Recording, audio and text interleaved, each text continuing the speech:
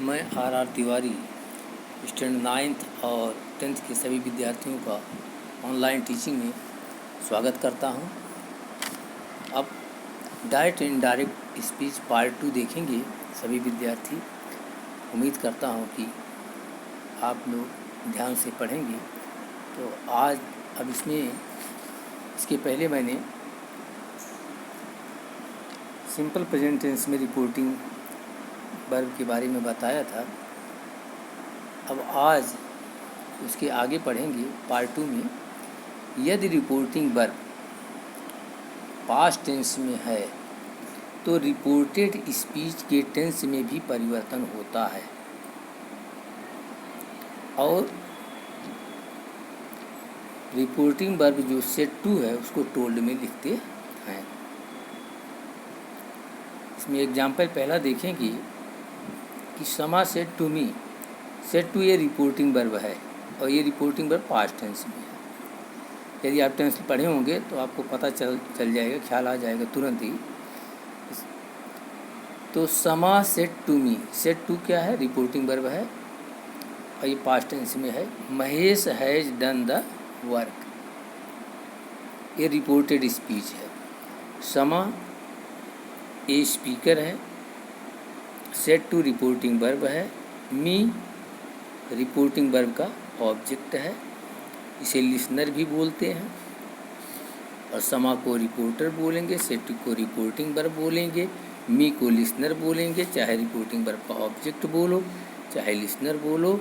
और Mahesh has done the work ये reported speech है, यानी वक्ता द्वारा जो शब्द कहा गया है उसे हम रिपोर्टेड स्पीच कहते हैं। यहाँ वक्ता या रिपोर्टर समा है, उसी के द्वारा ये वाक्य पूरा इन्वर्टेड कॉमा में जो बंद है इसे कहा गया है और वो वाक्य है Mahesh has done the work. अब इसे अगर इनडायरेक्ट बनाएंगे तो मैंने नियम में पहले ही बता दिया कि अगर रिपोर्टिंग वर्ब पास्ट टेंस में है तो सेड टू को टोल्ड में बदल देते हैं। लेकिन सेड टू को टोल्ड में कब बदलेंगे? जब रिपोर्टेड स्पीच अफर्मेटिव या पॉजिटिव या निगेटिव सेंटेंस होगा तभी बदलेंगे। तो यहाँ देखें कि महेश है done the work positive sentence है, इसलिए सेड टू को टोल्ड में बदल दिया कि समा टोल्ड मी। अब इसके बाद कंजक्शन दैट का उपयोग कर दिए। कंजक्शन दैट का उपयोग कब किया जाता है? जब रिपोर्टेड स्पीच पॉजिटिव या नेगेटिव सेंटेंस होगा तभी कंजक्शन दैट आएगा। इसके बाद देखें कि महेश है डन द वर्क, ये वाक्य प्रेजेंट परफेक्ट टेंस का है। मैंने टेंस पढ़ाते समय बताया था हैज़ और हैव अगर आता है और मेन वर्ब की थर्ड फॉर्म आती है तो वो टेंस प्रेजेंट परफेक्ट टेंस का होता है। तो अगर प्रेजेंट परफेक्ट टेंस का वाक्य है तो उसे इनडायरेक्ट बनाते समय पास्ट परफेक्ट में चेंज कर देते हैं। तो Mahesh had done the work, past perfect tense में हैड का उपयोग होता है और मेन वर्ब की थर्ड फॉर्म आती है। इस तरह से तुम्हारा वाक्य इनडायरेक्ट वाक्य बन गया, सेंटेंस बन गया। तो डायरेक्ट से अब कुछ नियम मैं बता दे रहा हूँ, इसमें कैसे टेंस चेंज करते हैं। डायरेक्ट से इनडायरेक्ट में बदलते समय रिपोर्टेड स्पीच के टेंस में निम्न प्रकार से परिवर्तन किए जाते हैं। इस ढंग से टेंस को चेंज कर सकते हो। अगर वाक्य सिंपल प्रेजेंट टेंस का है तो उसको सिंपल पास्ट टेंस में बदलते हैं। अगर प्रेजेंट कॉन्टिन्यूस टेंस का वाक्य है रिपोर्टेड स्पीच तो उसको पास्ट कॉन्टिन्यूस टेंस में बदल देते हैं।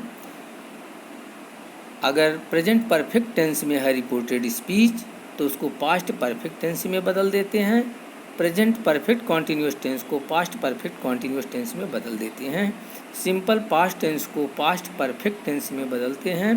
पास्ट कॉन्टिन्यूस टेंस को पास्ट परफेक्ट कॉन्टिन्यूस टेंस में चेंज कर देते हैं। अगर इज एम आर है रिपोर्टेड स्पीच में तो वहाँ पर वाज और वेयर का उपयोग करते हैं, वाज या वर का उपयोग करेंगे। सेल विल को वुड में चेंज कर देते हैं, कैन को कुड में, मे को माइट में बदल देते हैं। खास ध्यान रहे कि अगर कुड वुड माइट शुड आया है तो वही लिखा जाता है, उसमें कोई चेंज होता नहीं है। और इसमें एक एग्जाम्पल आप देखेंगे, उसके नीचे लिखा हुआ है उसको ध्यान से वीडियो में देखेंगे कि Naveen said Suman Raju is playing cricket. Naveen said to Suman Raju is playing cricket. अब इसका इंडायरेक्ट बनाएंगे। सेड टू को जैसा मैंने पहले बताया कि सेड टू को टोल्ड में बदलोगे। नवीन टोल्ड सुमन, कंजक्शन दैट का उपयोग करोगे इन्वर्टेड कॉमा हटा करके। इन्वर्टेड कॉमा इनडायरेक्ट में होता नहीं है, उसकी जगह पर कंजक्शन दैट का उपयोग होता है। इसके बाद राजू लिखेंगे और इज प्लेइंग क्रिकेट, इज है तो उसकी जगह पर वाज लिखोगी। इस प्रेजेंट कॉन्टिन्यूअस टेंस का वाक्य है तो सीधे देखो तो तुम्हारे इसमें वीडियो में बताया गया है कि अगर प्रेजेंट कॉन्टिन्यूअस टेंस का वाक्य है तो पास्ट कॉन्टिन्यूअस टेंस में वाज या वेयर का उपयोग होता है। तो राजू सिंगुलर है, वाज का उपयोग करोगे।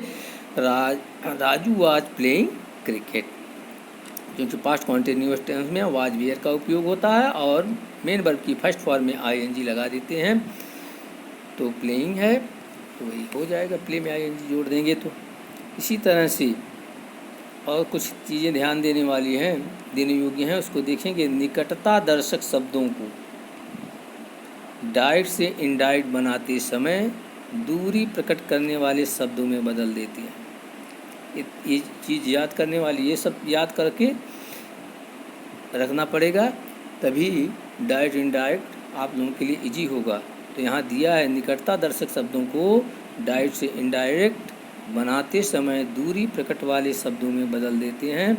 ये इस वीडियो के माध्यम से आप लोग याद करेंगे।